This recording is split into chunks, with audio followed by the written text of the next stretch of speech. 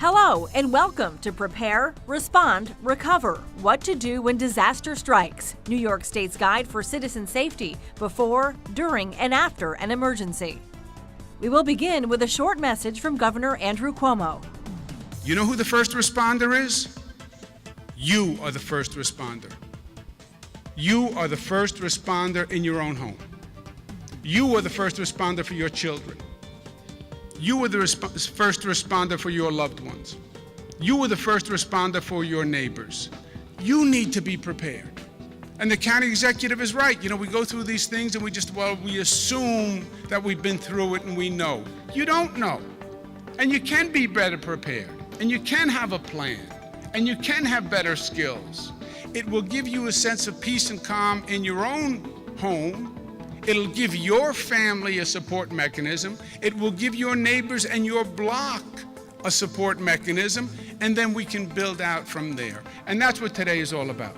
Yes, we have fantastic first responders, and we rely on the police and the fire and the EMS and the county and the this, but you being prepared is the single best thing we can do.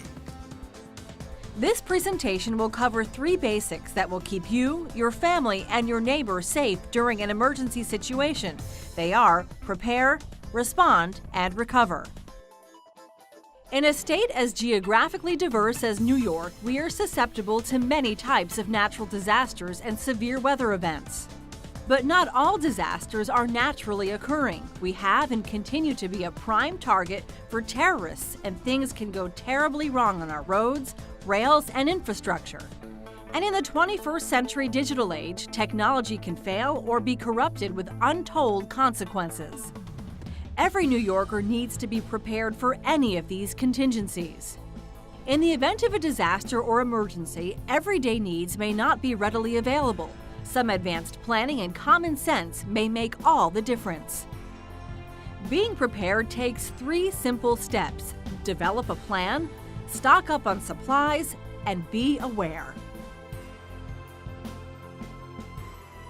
When developing your family emergency plan, begin by asking yourself, what types of disasters might I face?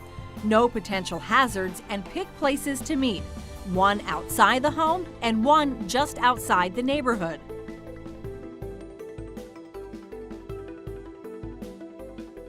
Local emergency officials are tremendous resources who can help with your planning. Other resources include your local first responders and faith-based organizations, and the Salvation Army and Red Cross. All New Yorkers with a smartphone should download the state's emergency app, NY Alert. It's free, customizable, and will keep you informed as events are unfolding. The state also relies on traditional warning systems such as sirens around dams and nuclear power plants. In addition to warning sirens, local media will communicate emergency information, and NOAA weather radios broadcast only weather-related information, so it's good to have one on hand.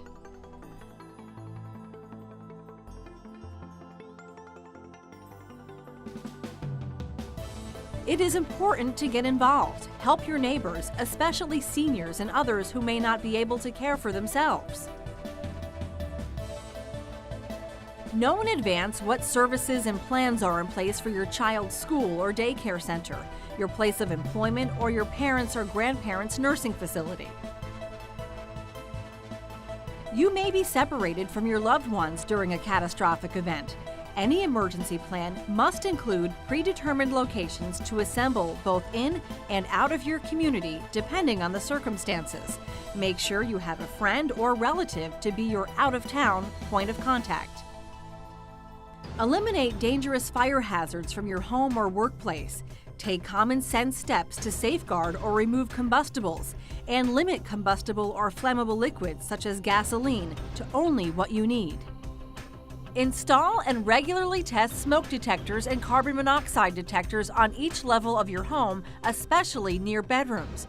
Remember to change the batteries whenever you set your clocks ahead or behind for daylight saving time. Home fire extinguishers can ensure a small kitchen fire does not spread and burn down the neighborhood. Ensure fire extinguishers are available and that each person in your home knows where they are located and how to use it. Know the different types of fire and what extinguishers will put them out. Always dial 911 first before attempting to extinguish a fire, and never put your personal safety on the line when trying to put out the flames.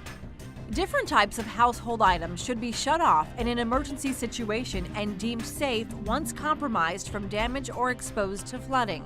You should familiarize yourself with what utilities are in your home, their locations, and their shut-off procedures before an emergency. Know and have the proper tools to complete this task. Remember, always consult with an expert to make sure you are familiar with the procedures to safely turn off your utilities. Never turn on your gas, electric, or water connections until you have checked with local authorities or have a professional turn these items back on for you.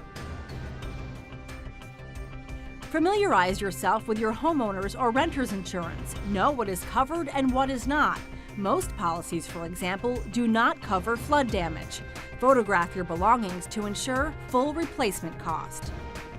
In the event of a major emergency, be aware that emergency services may be stretched thin.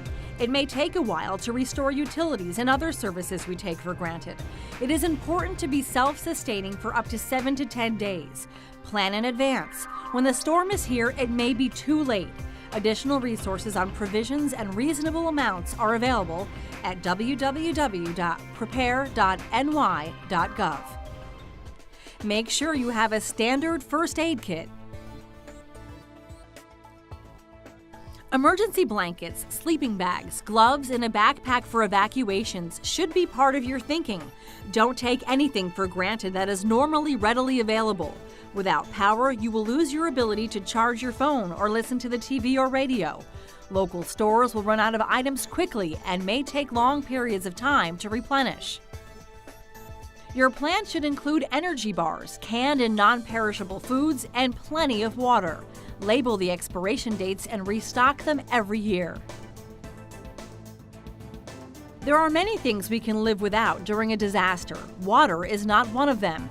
Keep in mind that 1 gallon of water per person per day for 10 days is 10 gallons of water per person. Sanitation and hygiene can deteriorate quickly in an emergency situation. A toothbrush and toothpaste, soap, deodorant, supply of toilet paper, and garbage bags can go a long way in helping to keep you comfortable during trying times. The right tools are essential. With a possibility of no power, flashlights and extra batteries, a manual can opener, a multi-tool, and waterproof matches are among the supplies you will need. A document holder can secure your important financial and medical papers. It is also a good place to store cash, so it's on hand should banking operations be interrupted. And don't forget to customize your supplies for individual needs, including infants or young children. Don't forget your pets. Step 2. Respond. Once a disaster strikes, you are the first responder and you will be faced with 2 options: shelter in place or evacuate. If conditions support sheltering in place, please check on your neighbors and do not travel unnecessarily. If using generators and space heaters, ensure they are in a place that is properly ventilated, and of course, make sure you have a working carbon monoxide alarm. Alert your family, friends, or the authorities of your location. Shut off any utilities damaged by the event and stay away from any downed power lines. All downed wires are considered live wires. Monitor emergency radio or the local media for the latest emergency information. Sometimes the tap water from your home is not safe to drink, and local authorities will issue a boil water order. If you must use tap water, make sure you follow any boil water alerts. Use it sparingly, and remember that it's not just the water you drink, it's any water that can enter your system. To preserve the quality of your drinking water after boiling, store it in the refrigerator. Do not store in sinks or bathtubs. Do not use unboiled tap water to drink, prepare food, or even brush your teeth. Make sure you are not giving unboiled water to pets.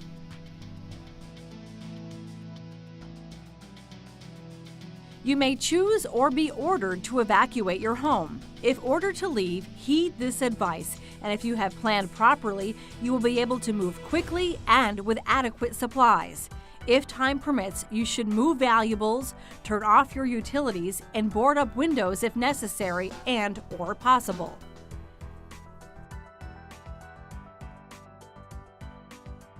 Again, proper planning means you should have a disaster supply or go kit at the ready. Your go kit should include items such as medications, a flash drive of your digital records, personal hygiene supplies and toiletries, spare clothing, and cash.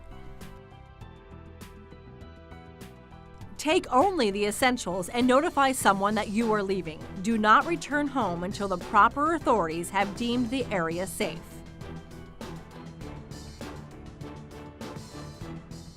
Step 3. Recover. Once you know it is safe, inform someone that you are returning and let them know when you have arrived. Check your home for obvious structural damage before entering, and if you are unsure, consult with a professional. Utilities may have to be checked by a professional, and inspect appliances before turning them back on.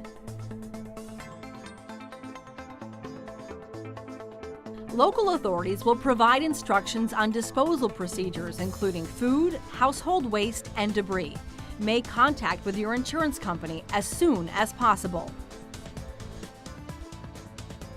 Do not attempt to turn on any gas, electric, or water connections. Assume all downed wires are live and dangerous. Be alert and wary of fly-by-night contractors and report any scams you are aware of. Document and photograph damage to your property. Educate yourself on disaster assistance programs in your community. Any disaster can be emotionally draining for anyone involved. For most of us, fear, anxiety, and confusion will gradually decrease. Pay attention to those around you to see if they are overly stressed during a disaster. Make sure you seek appropriate counsel if you feel overwhelmed with fear, anxiety, or confusion. This could be from a mental health counselor, the clergy, or other trained professionals. Following these guidelines can help save your life in the event of an emergency. For more information, please visit prepare.ny.gov. Thank you for watching.